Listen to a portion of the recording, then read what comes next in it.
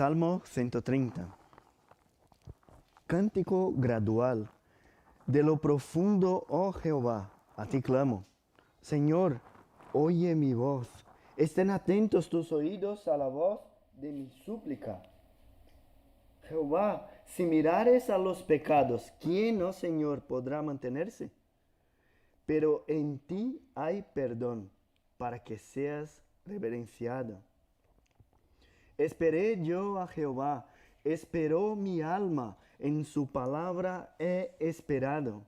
Mi alma espera a Jehová, más que los centinelas a la mañana, más que los vigilantes a la mañana. Espere Israel a Jehová, porque en Jehová hay misericordia y abundante redención con él, y él redimirá a Israel de todos sus pecados.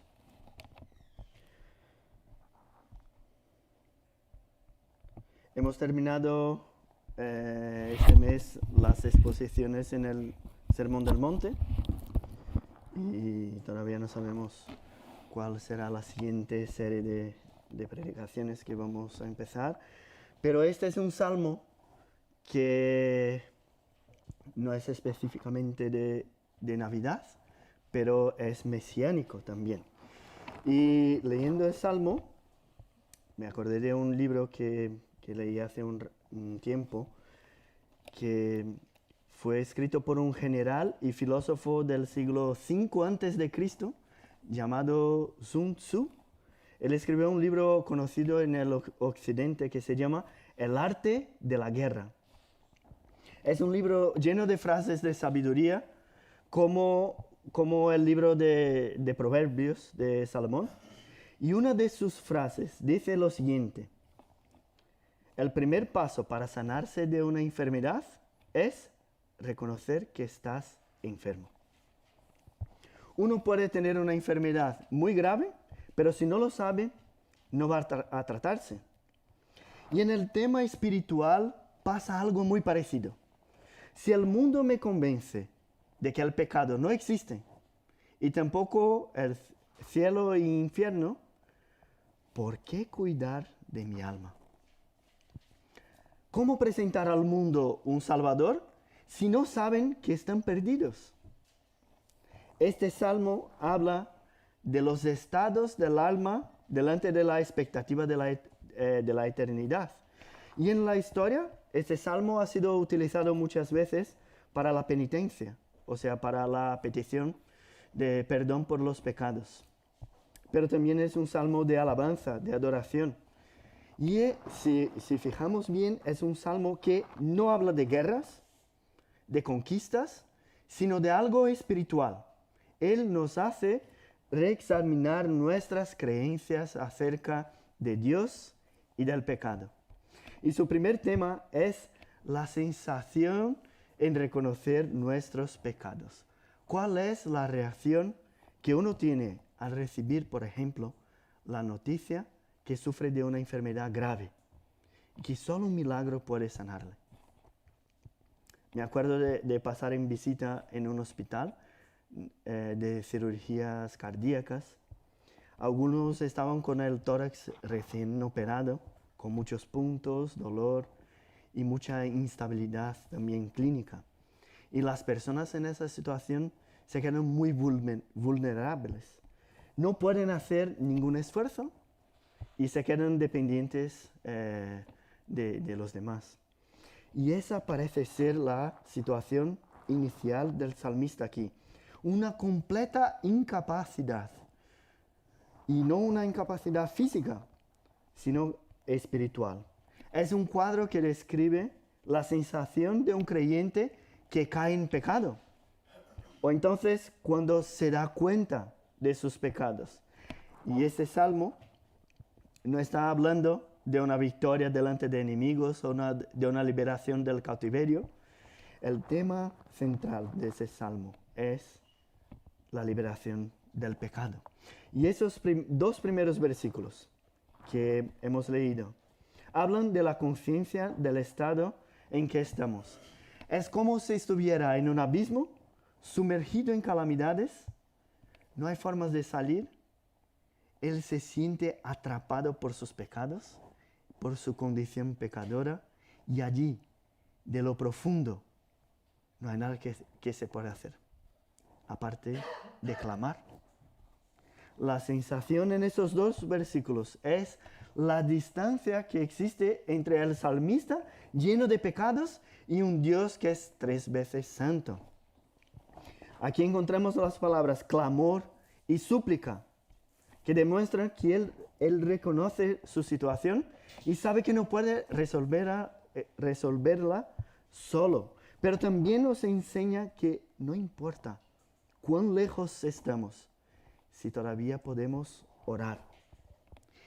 Y ya sabéis, no hay oración más fervorosa que la oración que hacemos en medio de las tribulaciones, de las situaciones más difíciles. Porque mientras pensamos que podemos algo, que no somos tan malos, nuestro orgullo nos ciega y no oramos. Sin embargo, cuando nuestro corazón está abierto, expuesto, nuestros pecados totalmente visibles, y reconocemos la situación que estamos, nuestro clamor es más intenso, reconocemos más de la dependencia que tenemos en Dios. Él dice, Señor, oye mi voz, estén atentos tus oídos a la voz de mi súplica. Te estoy clamando aquí de lo profundo. David Brainerd, un misionero de los indígenas en los Estados Unidos, en su diario dice que clamaba hasta el punto de sudar. Lloraba, no podía dormir.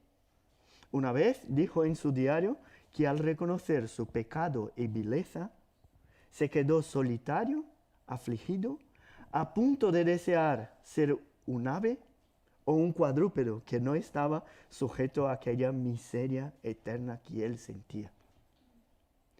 El salmista aquí no está siendo cínico o desistiendo de la relación con Dios. No, todo lo contrario. Él está convencido que su contacto con Dios es tan firme que él puede clamar incluso en los momentos más difíciles, cuando no parece haber más esperanza. O sea, cuanto más somos capaces de reconocer nuestra miseria, más nuestro clamor a Dios es auténtico, es verdadero. Un pastor dijo, por ejemplo, que la profundidad de su angustia conmueve a las profundidades de su ser.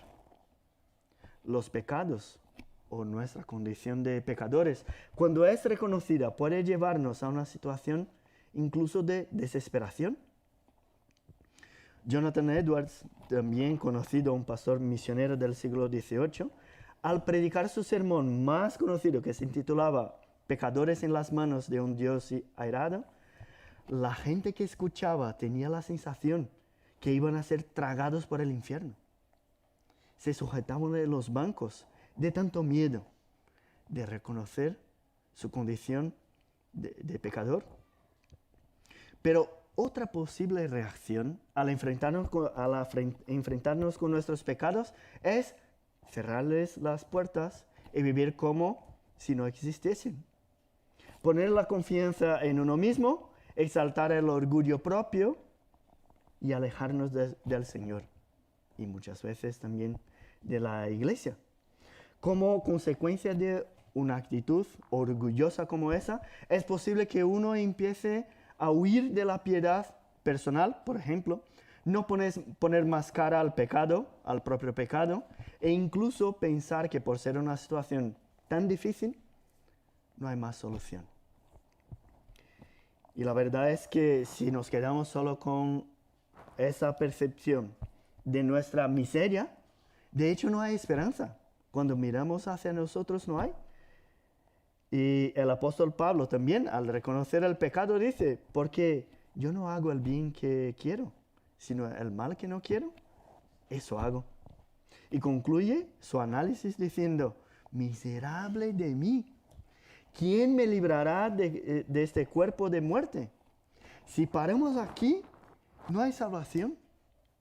El asombro es tan intenso que al versículo 3 dice, Señor, Si mirares a los pecados, ¿quién, oh Señor, podrá mantenerse? O sea, ¿quién seguirá existiendo? El salmista aquí no es que crea una excusa para decir que él está perdido, pero vamos a ver, todos están. No, lo que hace es reconocer que lo mismo que el apóstol Pablo cuando dijo, no hay un justo, ni aún uno. Y os pregunto en esta tarde, ¿cómo estás lidiando con tus pecados? ¿Reconoces tu situación de incapacidad? ¿O sigues pensando que eres una buena persona? Y seguramente haces más el bien que el mal, así que mereces la salvación.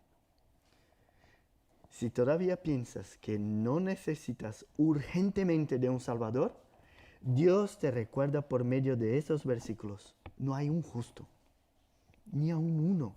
Todos pecaron y están destituidos de la gloria de Dios. Pero si paramos aquí, no vemos esperanza, no hay esperanza. Y podemos volver a la ilustración de la salud. Es como el médico que te da un diagnóstico grave, pero no te ofrece ninguna terapia. Y de hecho eso pasa en la medicina. Hay enfermedades con las que no existen tratamientos o tratan solamente los síntomas y no la causa de la enfermedad. Pero no es así. No es así en el mundo espiritual. Todo pecador arrepentido que viene a Cristo recibe perdón. El versículo 4 pone un fin en la desesperación del pecador. Dice, pero en ti hay perdón, para que seas reverenciado o para que seas temido. Reconocemos que por nuestras actitudes lo que merecemos es el juicio santo de Dios. Nosotros merecemos la condenación. No debemos jugar con nuestros pecados o decir que porque en Dios hay perdón, no hay problema en pecar. En Romanos encontramos la siguiente pregunta: ¿perseveraremos en el pecado para que la gracia abunde? La respuesta es, en ninguna manera. Porque cuando reconocemos la gracia de Dios en perdonarnos, la sensación no es la alegría por poder pecar más, sino que la alegría en ser aceptado por Dios por medio de algo que no se lo merecemos. Y la pregunta, ¿quién podrá mantenerse? Lo que expresa es que hasta mismo lo más santo de los hombres, supongo que hay hombres y mujeres santas aquí, hasta mismo lo más santo de nosotros, lo más santo, delante del Señor, no tiene excusa. Es un pecador y está sujeto a la condenación. Cuando rindiéramos cuenta de nuestra vida, de nuestros hechos, todos nosotros estaríamos perdidos. Todos necesitamos de la misericordia y del perdón de Dios. El pecado es una enfermedad que lleva a la muerte y todos estamos infectados. Pero reconocer que somos pecadores, que no nos sustentamos delante de Dios, como dice el salmista, no es suficiente para nuestra redención. Necesitamos la fe que Dios es perdonador y que tiene un plan para nuestro rescate. Eso nos hace orar y clamar por este perdón, creyendo que en Dios lo encontraremos. En Dios hay perdón. Lo que dice el salmista, el perdón está en su esencia. No puede ser separado de lo que Él es. Entonces, cuando buscamos a Él, no tenemos dudas que seremos perdonados, porque el perdón hace parte de su naturaleza. Dios es justo y su santa justicia nos desconcierta, nos hace temer. Pero su justicia no va separada de su misericordia. Si le servimos con la idea de su justicia solamente, con el temor, ese servicio nos puede llevar a una rebelión, hasta la apostasía. Incluso dijo Charles Spurgeon que nadie teme al Señor como aquellos que han experimentado su amor perdonador. Porque la gratitud por el perdón produce mucho más temor y reverencia a Dios que todo el pavor que inspira el castigo. Si el Señor hiciera justicia sobre todos, no quedaría nadie que le temiera. Estaríamos todos muertos. Si todos estuvieran bajo la aprehensión de su ira merecida, la desesperación podría endurecer nuestros corazones incluso. Pero no es el miedo del juicio que nos lleva a una total comprensión de quién es Dios. Es la gracia la que conduce a una santa consideración de Dios, al temor de afligirlo. Es la gracia. Hay un himno que me encanta y habla justo de ese tema, y un verso dice así: Él, siendo omnisciente, olvida mi error. Mis faltas son muchas, su gracia es mayor. Tenemos conciencia de nuestros pecados y sabemos que nuestra justicia no es suficiente para nuestra salvación. Pero aprendemos con el salmista en esperar en el Señor. Aprendemos a confiar, no en nosotros, sino en sus promesas. Nos fiamos de la justicia de aquel que cumplió la ley. En Dios hay perdón, y ese perdón sabemos que es por medio de Cristo, que no solamente cumplió la ley, sino que murió por nuestros pecados. Es en este perdón donde descansamos. Dios ha provisto un sacrificio por el pecado, y ahora el perdón está al alcance de todos aquellos que creen y confiesan sus pecados. Cuando reconocemos esta gracia, la seguridad del perdón que tenemos en Dios, como dijo un pastor, esto nos protege incluso de la tiranía de nuestras emociones. Y es esencial para la estabilidad en la vida de fe.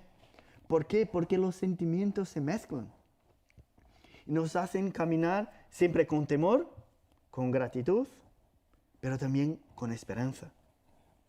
Y esa semana en nuestra casa estamos haciendo el devocional de John Piper, y él describe esa sensación como probar algo agridulce, algo que tiene una mezcla de sabores. Mientras sentimos algo de sabor agrio, de nuestros pecados, la tristeza, sentimos también lo dulce que es la gracia, el perdón, todo mezclado.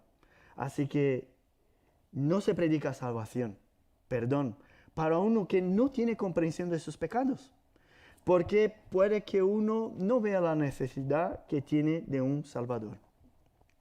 Estamos llegando ahora a la Navidad y nos encanta celebrarla, claro, con fiestas, con los himnos.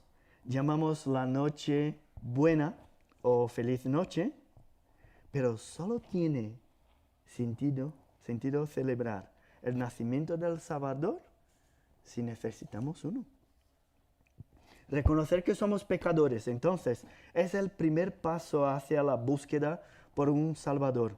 Y lo que el salmista nos hace ver es que la desesperación de uno que se da cuenta que merece la condenación encuentra paz y descanso en el perdón de Dios. Cristo ha venido para los enfermos, no para los sanos. Si tú todavía no reconoces tus pecados, entonces no te has dado cuenta que necesitas un Salvador. Ahora, como supongo que casi todos nosotros aquí, si reconoces que no eres capaz de cumplir la ley, que lo bien que quieres hacer no lo haces y te arrepientes de tus hechos, en Jesús hay perdón para ti. Celebrar la Navidad para ti tiene un significado maravilloso. Jesús, el Hijo de Dios, nació para darnos este perdón. Mi hermano, mi hermana, si miras a tu lado y juzgas a la persona que está allí sentada y te enojas cuando ella peca a punto de no perdonarla, recuerdes que el Dios Santo te ha perdonado a ti y es misericordioso para perdonar a todos nuestros pecados. Si tu hermano ha pecado contra ti, ejercítate en ese perdón que has recibido de Cristo.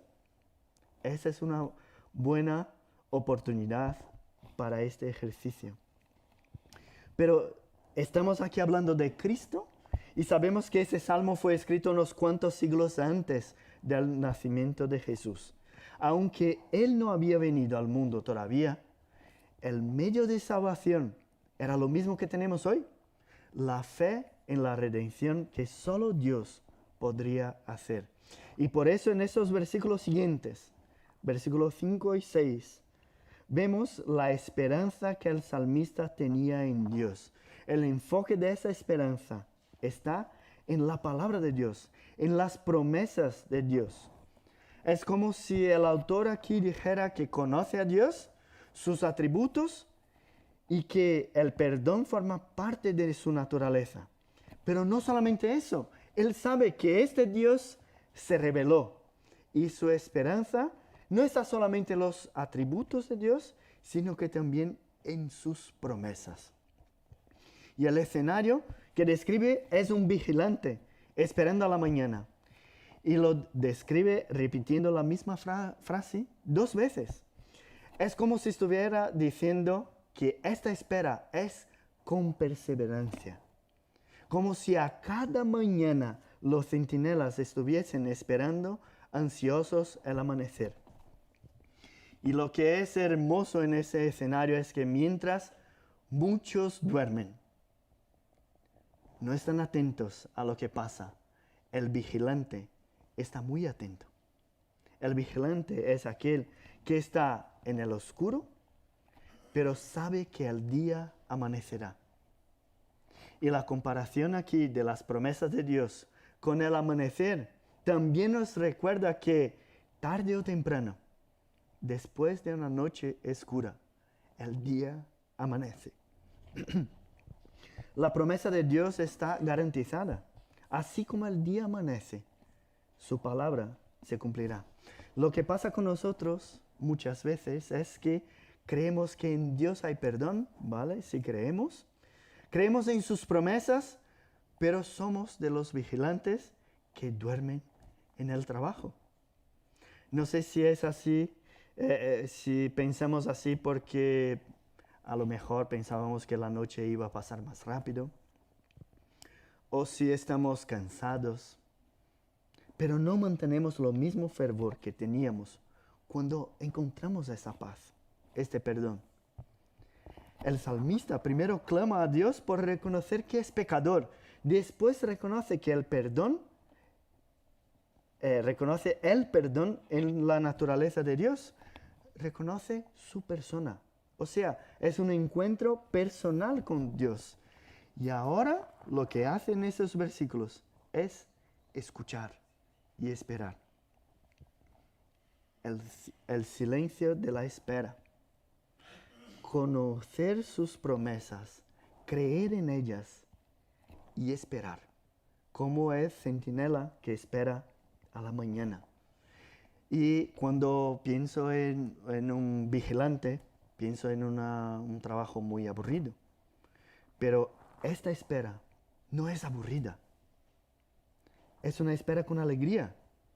¿Sabes por qué? Es una espera con la certeza que Él vendrá. Él cumplirá cada palabra. Dice Jesús que hasta que pasen el cielo y la tierra, ni una jota, ni una tilde pasará de la ley, hasta que todo se haya cumplido. ¿Crees en esa promesa? Si crees en esa promesa y esta noche estás trabajado y cargado, Jesús te invita por medio de su palabra a ir hacia Él y Él mismo te hará descansar. ¿Crees en esa palabra? ¿Estás triste? La palabra de Dios dice, no os entristezcáis, porque el gozo del Señor es vuestra fuerza. Estás con miedo del futuro, miedo por tu sostén o por los cambios económicos y políticos. La palabra de Dios dice, no temas, porque yo estoy contigo. No desmayes, porque yo soy tu Dios que te esfuerzo. Siempre te ayudaré, siempre te sustentaré con la diestra de mi justicia. El Señor te dice hoy, no temas, yo te ayudo. Eso es esperar en la palabra. Si la conocemos, ¿por qué no la ponemos en práctica? Somos vigilantes, aburridos por la espera.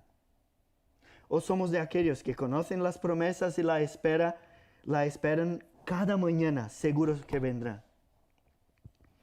Dice la palabra de Dios, por la noche durará el lloro y a la mañana vendrá la alegría. ¿Y qué alegría es esta? ¿No sería justo la alegría de recibir el cumplimiento de las promesas? Salimos del silencio, de la espera, a la redención de todos nuestros pecados. Eso es lo que el salmista alaba a Dios aquí por estas razones. Y hablando todavía de la salud física, sabemos que a veces somos sanados de enfermedades, pero en otras ocasiones no. Eso pasa con los impíos, pero pasa también con nosotros, creyentes. En el pasaje, por ejemplo, que habla de la sanación de los 10 leprosos, vemos que solamente uno volvió para agradecerle a Jesús. Eso es un ejemplo de la esperanza que lleva a la gratitud. Pero mucha atención, la espera de que hablan estos versículos no tiene relación con nada material, con el cuerpo físico, no tiene nada que ver. En los últimos versículos de ese salmo, el salmista nos revela que su espera es por la redención de todo el pueblo de Dios. Después de hablar de sí mismo al Señor y de la esperanza personal en Dios, ahora encontramos palabras de ánimo dirigidas al pueblo de Dios. Y sus palabras de ánimo están basadas no solamente en su experiencia personal con Dios, sino en la palabra de Dios y en su naturaleza. Y otro atributo que encontramos aquí, en los dos últimos versículos, es su misericordia. En el Señor hay misericordia. Esa palabra también es traducida en otros textos por bondad o por benignidad. Y esta es una de las razones por que Israel, el pueblo de Dios, debe esperar en el Señor. Reconocemos esto en otras partes de las Escrituras, como el rey David, también en el Salmo 32, versículo 10. Después de la confesión de su pecado y reconocer el perdón de Dios, dijo, muchos dolores habrá para el impío, mas al que espera en el Señor le rodea la misericordia. El Salmo 51, también un salmo de David, cuando se refiere a sus pecados y su culpa, el atributo de Dios que él recuerda es también su misericordia. El versículo 1 dice, ten piedad de mí, oh Dios, conforme a tu misericordia, conforme a la multitud de tus piedades, borra mis rebeliones. Por mucho, mis hermanos, que uno puede estar ahogado en sus pecados, por más hondo que sea el abismo que uno se encuentre, aún así, no es razón para creer que Dios no puede sacarle de allí. Dios es misericordia. Él es bondad. El Señor es bueno. Para siempre es su misericordia.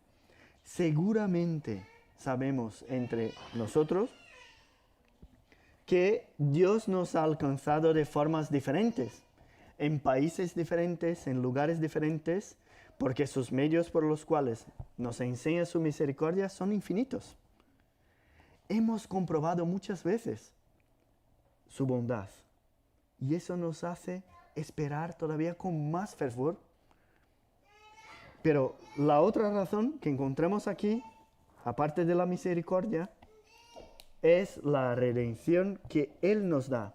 Y aunque el verbo redimir aparezca más de 60 veces en el Antiguo Testamento, su relación con el pecado, redimir los pecados, aparece solamente aquí en el versículo 8 de este salmo.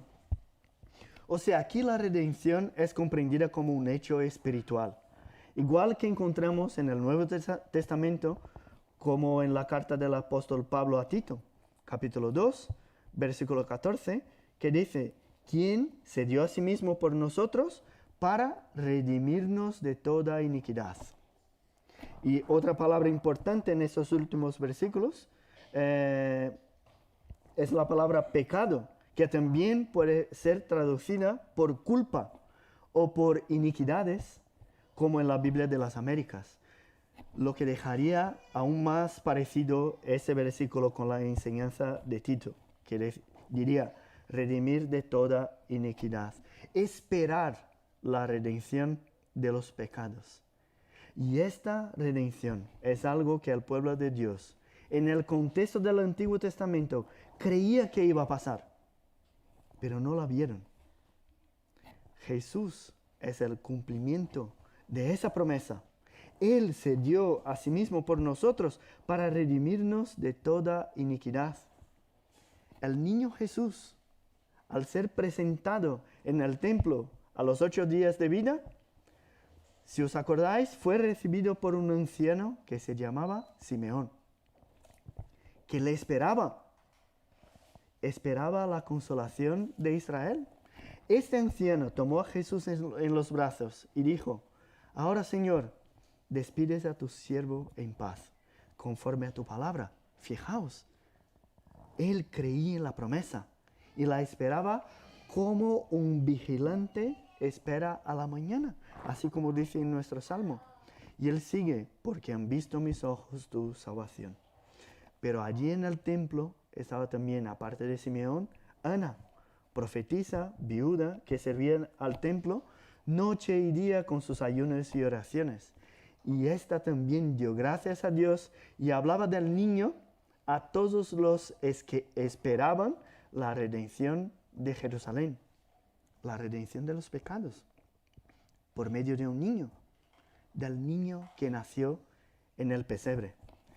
Redención de los pecados por aquel a quien celebramos cada día de nuestra vida y celebraremos en la semana siguiente su nacimiento aquí también y en nuestra familia.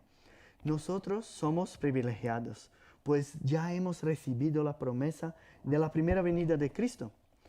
El mundo no le conoció, como dijo el apóstol Juan en su primera carta, lo que era desde el principio, lo que hemos oído, lo que hemos visto con nuestros propios ojos, lo que hemos contemplado y palparon nuestras manos. Conocemos, mis hermanos, el cumplimiento de esta promesa. Él vino al mundo para darnos redención. No solamente para quitarnos la culpa del pecado, sino para liberarnos de toda condenación.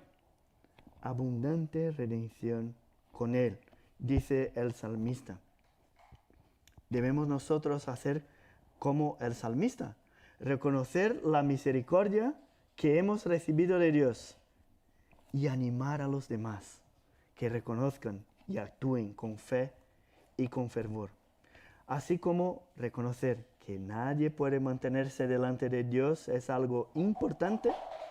Reconocer que no hay un justo ni aun uno, eso es importante.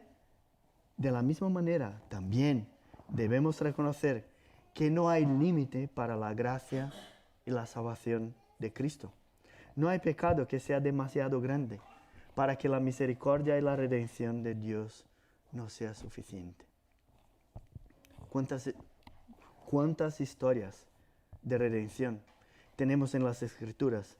¿Cuántas historias a lo largo de los siglos? ¿Cuántas historias de perdón tenemos en nuestra vida? Un pastor dijo, cada experiencia que tenemos de perdón es un presagio de la redención final del pecado y todo lo relacionado a él.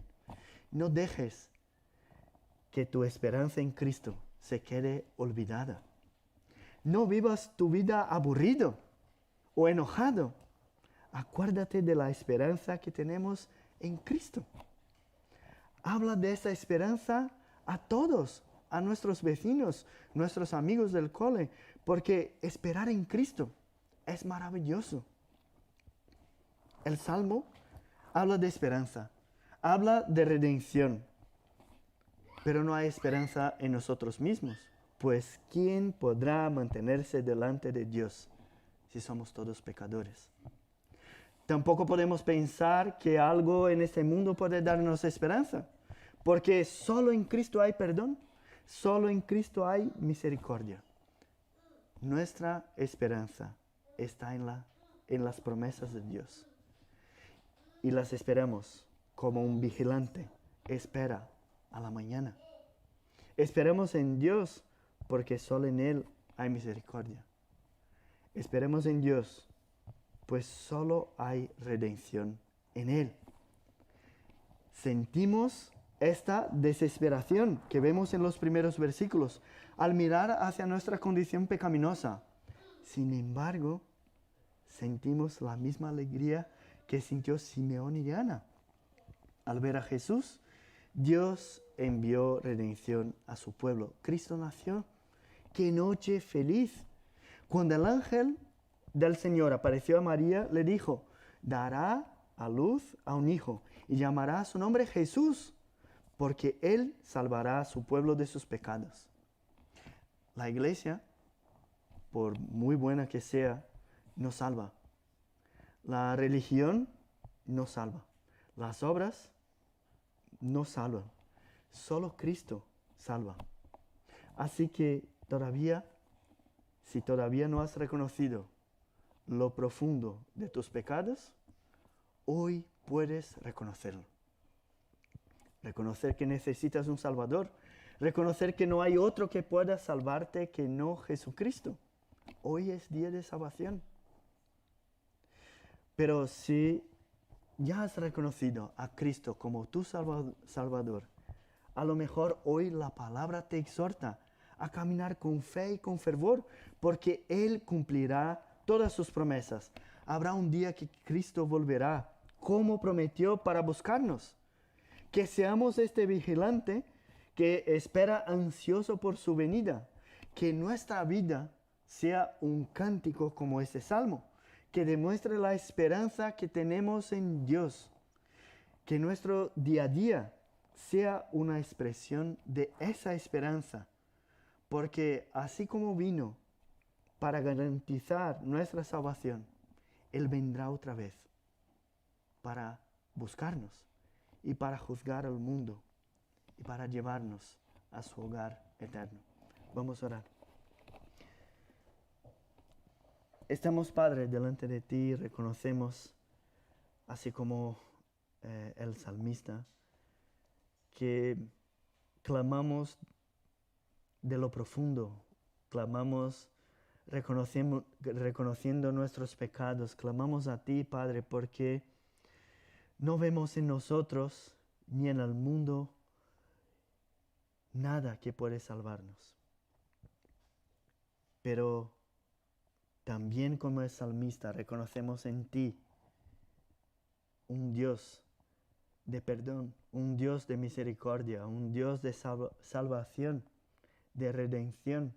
Y nos alegramos, Padre, en esta tarde porque reconocemos a Cristo como nuestro Salvador. Y somos gratos, Padre, por tan grande salvación. Gracias porque estábamos perdidos y lejos de tu voluntad. Y tú nos alcanzaste con tu gracia, con tu misericordia. No lo merecemos, Padre. Y reconocemos que todo eso es solamente por tu gracia. Te damos las gracias, Padre, por cada uno aquí que ya has reconocido a ti como Salvador de su vida. Pero si hay alguien que todavía no ha reconocido a ti como Salvador y Señor, si hay alguien aquí que todavía no reconoce que necesita de un Salvador, Te pedimos, Padre, en esta tarde, que abras sus ojos, para que puedan también ver a ti, ver esta salvación, esta alegría y tener esta alegría que tenemos y gozamos de tu presencia en nuestra vida. Ayúdanos, Padre, cada día a vivir como este vigilante que no duerme en su trabajo, pero está ansioso por la mañana, por la llegada de la mañana. Que tú nos animes en esta tarde para que vivamos así, esperándote, esperando cada promesa tuya, viviendo con alegría, con gozo, porque reconocemos que en tu palabra tenemos esperanza, tenemos la razón que encontramos para vivir. Gracias, Padre, por todo eso. Te pedimos en el nombre de Jesús. Amén.